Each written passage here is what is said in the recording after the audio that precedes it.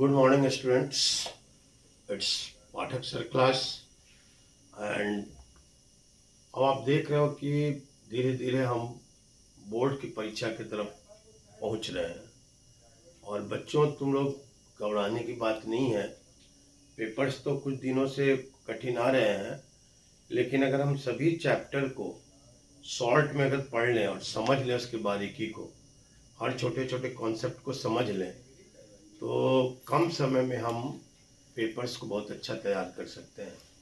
तो मैं आपके लिए लेकर आया हूँ कि हर चैप्टर्स को फिजिक्स में क्लास 12 के लिए बोर्ड एग्जाम्स तक, मैं सभी चैप्टर्स को बोर्ड एग्जाम से पहले ही सभी चैप्टर्स को एक ग्लैंस रिवीजन पूरी तरह से करा दूँ और आप थोड़ा ही पढ़कर, थोड़ा ही समय देकर हर चैप्टर्स को समझकर एक अच्छे मार्क्स को ला सकें। देखिए, क्लास 12 में फिजिक्स में आप जो एवरेज बच्चे हैं, अगर बहुत कुछ नहीं कर पा रहे हैं तो जो सेकंड बुक है उसके पीछे के 4 चैप्टर्स हैं, dual nature of matter and radiation, atoms, nuclei और सेमीकंडक्टर, जो 12 और 7 19 नंबर का है। अगर इस और ये चैप्टर्स बहुत ईजी है, अगर हम इसमें थोड़ा फोकस करें तो 19 नंबर में से हम मैक्सिमम मार्क्स ऑब्टेन कर सकते हैं। तो हम फिलहाल अभी इन चारों चैप्टर्स का आपका रिवीजन करा दे रहे हैं और उसके बाद हम धीरे धीरे फिर बाकी चैप्टर्स को भी रिवाइज कराएंगे। तो चले, आज हम लेकर आपको करा रहा हूँ, एक छोटा सा चैप्टर है dual nature of matter and radiation, और बहुत इंपॉर्टेंट चैप्टर है। देखो बच्चों, ड्यूअल नेचर ऑफ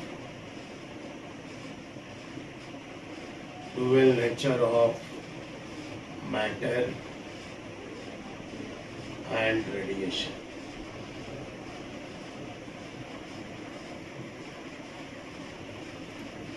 हम जैसा कि जानते हैं कि दुनिया दो ही चीज से बना है, एक मैटर और एक रेडिएशन। मैटर है तो मास है, और उस मास को आइंस्टीन थ्योरी के हिसाब से हम एनर्जी में कन्वर्ट कर सकते हैं। हम ये कह सकते हैं कि according to Max Planck, the smallest amount of energy which is absorbed और रिलीज्ड बाय एटम्स और molecules in the form of EM radiation are called photons. Photons हमारे लिए क्या है, देखिए सबसे पहले हम देखेंगे फोटोन्स बेसिकली हमारे लाइट ही है। तो हम ये कह सकते हैं कि स्मॉलेस्ट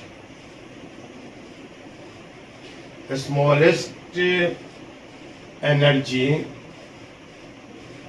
एब्जॉर्ब और released by atoms or molecules in form of EM radiation. EM radiation is called photon. An integral multiple of photon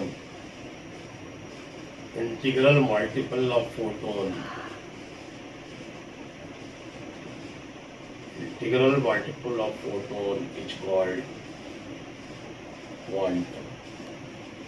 अब देखिए, पूरे चैप्टर में हम जनरली फोटोन्स के बारे में स्टडी करना है। फोटोन्स बेसिकली लाइट है, और जो स्मॉलेस्ट कोई भी एटम्स और मॉलिक्यूल्स जो रेडिएशन के फॉर्म में एनर्जी को रिलीज करते हैं, उसी को हम फोटोन कहते हैं। ये लाइट की स्पीड से ट्रैवल करते हैं। और क्वांटम, ये सब वर्ड को हम बार बार यूज करेंगे। Integral multiple of photon, that is called your quantum. अब हम थोड़ा सा देखेंगे फोटोन्स के फीचर के बारे में। फोटोन्स का फीचर के बारे में हम देखेंगे, फोटोन्स क्या हैं और इनके क्या क्या फीचर्स हैं। तो हम देखें, फोटोन्स हमारे लिए हैं, देखिए फोटोन्स हैं, देखिए फोटोन्स हमारा बेसिकली हम कह सकते हैं ईएम रेडिएशन है। EM radiation and energy of each photon, E is equal to H nu, या हम कर सकते हैं nu is equal to C by lambda, H C by lambda. इसका मतलब है फोटोन की एनर्जी फ्रीक्वेंसी पर डिपेंड कर रही है या फोटोन की एनर्जी वेवलेंथ पर डिपेंड कर रही है। अब हम देखते हैं कि जितना भी विजिबल रेडिएशन है, हमारा वेवलेंथ किसका अधिक है? Wavelength of red light is greater than wavelength of violet light, या हम कह सकते हैं wavelength of red photon is greater than wavelength of violet photon. Therefore, energy of violet photon will be greater than energy of red photon. इसका मतलब हम कह सकते हैं E is directly proportional to nu और E is inversely proportional to lambda. तो energy हमारे photon की एनर्जी फ्रीक्वेंसी पर डिपेंड करेगी, या हम कह सकते हैं वेवलेंथ पर डिपेंड करेगी, फ्रीक्वेंसी पर डायरेक्टली प्रोपोर्शनल और वेवलेंथ पर इनवर्सली प्रोपोर्शनल। हम ये कह सकते हैं एनर्जी ऑफ फोटोन इज बराबर H C by lambda and momentum of photon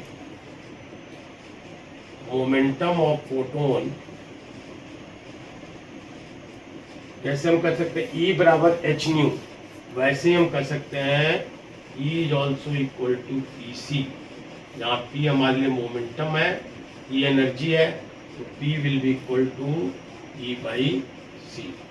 यहाँ हम E को एच न्यू बाई सी भी लिख सकते हैं, H C by lambda by C भी लिख सकते हैं, E बराबर P बराबर E बाई सी, ये हम कर सकते हैं एच न्यू बाई सी भी कर सकते हैं, या एच सी लैम्डा बाई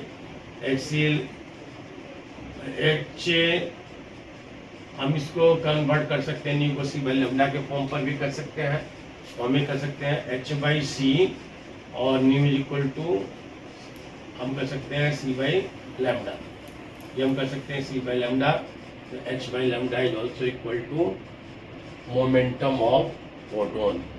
तो energy of each photon is equal to, हम डायरेक्ट समझ लें ई का दो हमारा हो गया, ई बराबर हमारे लिए एच न्यू भी होगा, ई बराबर एच सी बाई लैम्डा भी होगा, एच सी बाई लैम्डा, और हम इधर लिख दे रहे हैं, देखिए ई बराबर हमने निकाला एच न्यू भी होगा, ई बराबर एच सी बाई लैम्डा भी होगा, और ई बराबर पी सी भी होगा, जहाँ पी मोमेंटम है। और अगर हम इसको सॉल्व करें एच सी बाई लैम्डा को, तो इसका एक और फॉर्मूला हो सकता है, एच हमारा प्लैंक्स कांस्टेंट है, इसकी वैल्यू है 6.6 इंटू 10 पावर माइनस 34। हम अगर वैल्यू सी भी हमारा स्पीड ऑफ लाइट है, अगर हम ये वैल्यू को पुट करेंगे 6.6 इंटू 10 पावर माइनस 34 इंटू सी की value 3 into 10 power 8 upon wavelength, अगर हम कहें लैम्डा एंगस्ट्रॉम में अगर डाल दें 1 angstrom is equal to 10 power minus 10 metre, इसमें डाल दें, और अगर हम कन्वर्ट करें तो इतना हमारे लिए जूल में आंसर आ जाएगा, अगर इसको मीटर में कन्वर्ट कर लें तो। और अगर हम इसको 1.6 इंटू 10 पावर माइनस 19 से डिवाइड कर दें, ये वैल्यू जो होगा हमारे लिए आएगा 12 बाई लैम्डा एंगस्ट्रॉम, और ये वैल्यू आपका आएगा इलेक्ट्रॉन वोल्ट के टर्म पर। तो एनर्जी का हमारा ये भी फॉर्मूला होगा 12 बहुत ईजी याद करना, पिक्चर में देखते हो गाना भी है, 12 बाई लैम्डा एंगस्ट्रॉम में रहेगा तब, क्योंकि वेवलेंथ जनरली एंगस्ट्रॉम या नैनोमीटर में दिया होता है, तो 12 बाई लैम्डा एंगस्ट्रॉम में रहेगा, और ये डायरेक्ट वैल्यू हमारा कन्वर्ट हो गया इलेक्ट्रॉन वोल्ट में। अब देखिए इसका हम एक फॉर्मूला और भी कर सकते हैं, इसको हम लिख सकते हैं, देखिए एनर्जी को हम एक और भी फॉर्म इस तरह से हम देखेंगे एनर्जी को हम क्या क्या फॉर्म में लिख सकते हैं। तो देखिए हम एनर्जी को लिख सकते हैं, E बराबर हमने देखा है एनर्जी ऑफ फोटोन, E बराबर एच न्यू, E बराबर H C by lambda, E बराबर अगर हम वैल्यू पुट किए हैं तो 12 बाई लैम्डा एंगस्ट्रॉम में रहेगा, ये डायरेक्ट वैल्यू हो गया ईवी में, या वेवलेंथ अगर नैनोमीटर में है 12 बाई लैम्डा नैनोमीटर ईवी। अब ईवी हमारे लिए क्या है, देखिए इलेक्ट्रॉन वोल्ट, ईवी हम कह रहे हैं इलेक्ट्रॉन वोल्ट, जैसे जूल हमारा unit of measurement of energy है, वैसे ही ईवी भी है, that is smallest unit of measurement of energy. Energy को मेजर करने का सबसे छोटा यूनिट है इलेक्ट्रॉन वोल्ट। जैसे हम पढ़े हो तुम लोग V बराबर W/Q, तो वैसे ही अगर हम कहें V is equal to W/Q, अगर हम यहाँ पर V के जब हमारा W के जब पर वर्क के जब पर एनर्जी ले लें और चार्ज के जब पर हमारा इलेक्ट्रॉन ले लें, तो हमें कह सकते हैं E is equal to EV। Energy हमारे लिए क्या होगा? Electron volt. तो हम ये कह सकते हैं कि 1 इलेक्ट्रॉन वोल्ट क्या है? 1 electron volt is the energy acquired by electron when accelerated through potential of 1 volt. अगर हम एक इलेक्ट्रॉन को 1 वोल्ट एनर्जी देते हैं, अगर हम एक इलेक्ट्रॉन को 1 वोल्ट पोटेंशियल देते हैं, तो इलेक्ट्रॉन जितना एनर्जी एक्वायर्ड करेगा उसी को हम कहते हैं 1 इलेक्ट्रॉन वोल्ट। जैसे देखिए 1 electron volt is equal to 1 electron provided by 1 volt potential, तो this will be equal to 1 EV, और इसका वैल्यू हो जाएगा 1.6 इंटू 10⁻19 जूल। 1 इलेक्ट्रॉन वोल्ट में आएगा 1.6 इंटू 10⁻19 जूल। और अगर 1 मेगा इलेक्ट्रॉन लें, मेगा इलेक्ट्रॉन वोल्ट, तो देखिए 1 EV में 1.6 इंटू 10⁻19, और मेगा का मतलब होता है 10⁻6, तो 10⁻6, तो this will be equal to 1.6 into 10⁻13 MeV। देखिए मॉडर्न फिजिक्स जो हम पढ़ रहे हैं इसमें हमारा ये दोनों का बहुत यूज होगा, क्योंकि जो हम एनर्जी का यूनिट बार बार लिखते थे जूल, हमारा बहुत जगह हम यूज एनर्जी लिखेंगे EV। तो हम डायरेक्ट अगर हमको हम कन्वर्ट करने में हमारे लिए इजी होगा कि 1 EV equal to 1.6 into 10⁻19 joule. और 1 EV का डेफिनेशन भी लिख लो, क्योंकि कई बार बोर्ड एग्जाम में 1 EV का डेफिनेशन ही पूछ लेता है। तो आप देख लो 1 EV का डेफिनेशन भी हम आपको बता दे रहे हैं कि 1 EV इलेक्ट्रॉन वोल्ट, देखिए 1 EV energy acquired by electron when accelerated through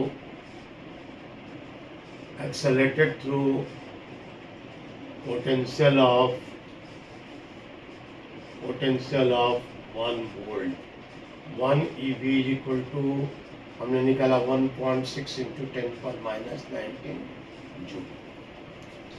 ये हमने केवल एक ही चीज बताया फोटोन की प्रॉपर्टी में, कि फोटोन्स के पास जो एनर्जी होती है वो फ्रीक्वेंसी पर डिपेंड है, E बराबर h न्यू या hc/लैम्डा, या हम कह सकते उसी को सॉल्व कर लें तो 1/2 00/लैम्डा एंगस्ट्रॉम।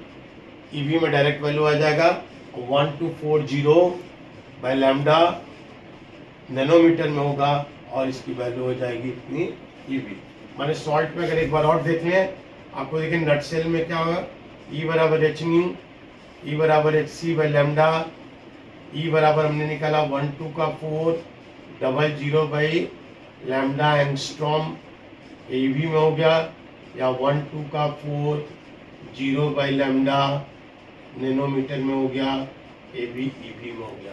जैसे एक छोटा सा क्वेश्चन देखें, example is suppose an electron is accelerated through potential, an electron is provided wavelength of 4000 angstrom, 4000 angstrom, so what will be the energy acquired by the electron? तो देखिए हमारा वेवलेंथ दिया एंगस्ट्रॉम में, एनर्जी कितना होगा?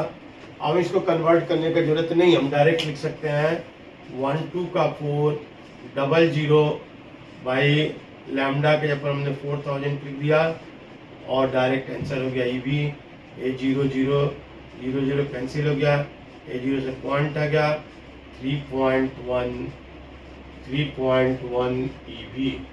इस तरह से देखो बच्चों, हमारे लिए इस फॉर्मूला का हम यूज किए तो कैलकुलेशन बहुत सारा बच गया, क्योंकि हमने कांस्टेंट है, C कांस्टेंट है, 1.6 इंटू 10⁻19 से डिवाइड कर दिया, तो बहुत सारा कैलकुलेशन हमारे लिए इजी हो जाएगा, और हम डायरेक्ट हम इस तरह से यहाँ वैल्यू निकाल सकते हैं। हमने केवल एक ही प्रॉपर्टी बताया कि इलेक्ट्रॉन जो है इसके पास एनर्जी होती है E बराबर एच न्यू। अब देखिए नेक्स्ट हम देखेंगे प्रॉपर्टी है फोटोन का, सेकंड प्रॉपर्टी है फोटोन का। फोटोन्स जो होते हैं they are photons are electrically neutral. Photons जो होते हैं बेसिकली न्यूट्रल होते हैं, नो पॉजिटिव होंगे नो नेगेटिव होंगे। Therefore not deflected in electric field and magnetic field. इसलिए इलेक्ट्रिक फील्ड और मैग्नेटिक फील्ड में ये हमारे लिए डिफ्लेक्ट नहीं होंगे। बहुत इंपॉर्टेंट प्रॉपर्टी। तीसरा इंपॉर्टेंट प्रॉपर्टी हमारा कि फोटो इलेक्ट्रिक इफेक्ट में जब हम फोटोन्स को यूज करते हैं, देखिए when photon collide with electron,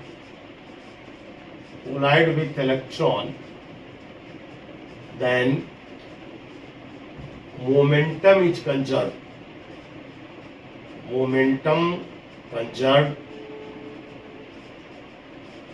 However, number of photons they may not be conserved.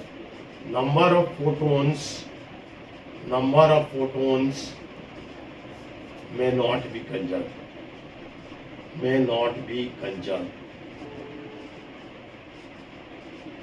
देखो बच्चों, बोर्ड में कई बार क्वेश्चंस आते हैं, right properties of photons which are used in photoelectric effect. हम बच्चे कुछ भी लिख देते हैं, हमारे टू द पॉइंट जो एनसीईआरटी बुक में दिया उतना ही लिखना है कि एनर्जी ऑफ फोटोन E बराबर H nu, momentum of photon P बराबर E बाई सी। ये एक प्रॉपर्टी हो गया। दूसरा हमको लिखना है फोटोन्स आर इलेक्ट्रिकली न्यूट्रल, और तीसरा लिखना है जो फोटो इलेक्ट्रिक इफेक्ट में होता है कि photons when collide with electron then momentum is conserve. जैसा कि जानते हो तुम लोग कि कोलिजन जब भी होगा तो मोमेंटम जरूर कंजर्व होगा, तो मोमेंटम कंजर्व होगा, लेकिन number of photons this may not be conserve because number of photons may be absorbed और may be released, and therefore number of photons will not be conserved. Next important, some more features. These three features are used in photoelectric effect also. Next you see, next property you see mass of photon. You see regarding the mass of photon, ये हमारे लिए बहुत important है। What is the mass of photon? जैसा कि class 11 तक पढ़े बच्चों, Einstein according to your Newton mass remains constant, but according to your Einstein nothing will remain constant in the universe. Mass is also variable, and we have a formula m is equal to m naught root 1 minus v square by c square, where v is the velocity of particle and c is the speed of light. M naught is the rest mass of photon. This is the rest mass of photon. Rest mass of photon means when photon are at rest, and this is your relativistic mass. Relativistic mass means when photon are in motion. Relativistic mass. We can say the relativistic mass of photon m is equal to m naught root 1 minus v square by c square. This is the relative mass which is given by Einstein, and from this we can say that the relativistic mass or mass is also variable because there is no particle whose speed will be greater than that of the speed of the light. Though its mass is variation, mass will be very small because speed of particle will be very small as compared to the speed of light. Light की speed में particles की speed बहुत ही कम है, इसलिए हमारे यहाँ पर बहुत चेंजेस नहीं आएंगे। लेकिन फिजिक्स है, फिजिक्स में अगर थोड़ी भी चेंजेज होगी तो we can calculate its value. हम यहाँ पर वैल्यूज के निकाल सकते हैं। तो देखिए यहाँ पर 4 फोटोन्स के लिए क्या हमारी कहानी है। 4 फोटोन्स हमारे किस स्पीड से चल रहा है? लाइट की स्पीड से। v इक्वल टू सी हो गया। यहाँ पर अगर हम देखते हैं v इक्वल टू अगर सी पुट करते हैं तो देखो बच्चों क्या आएगा।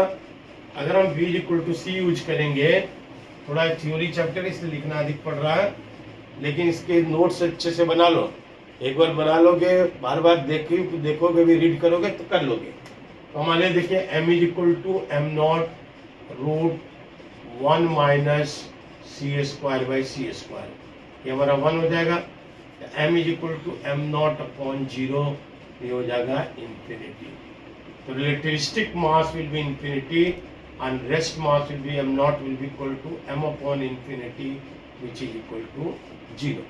So this is a irony of photon, that rest mass of photon that will be equal to 0, and relativistic mass of photon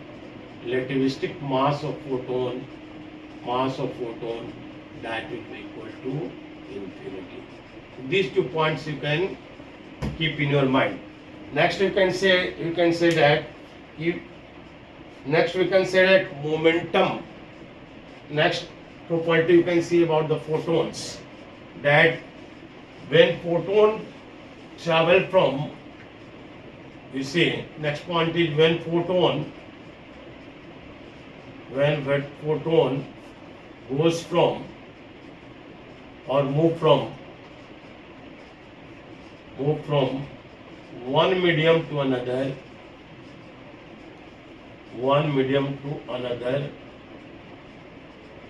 having different refractive index,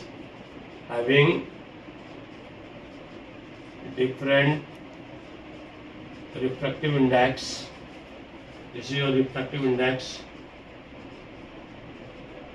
then wavelength and velocity, this will change, while frequency hence energy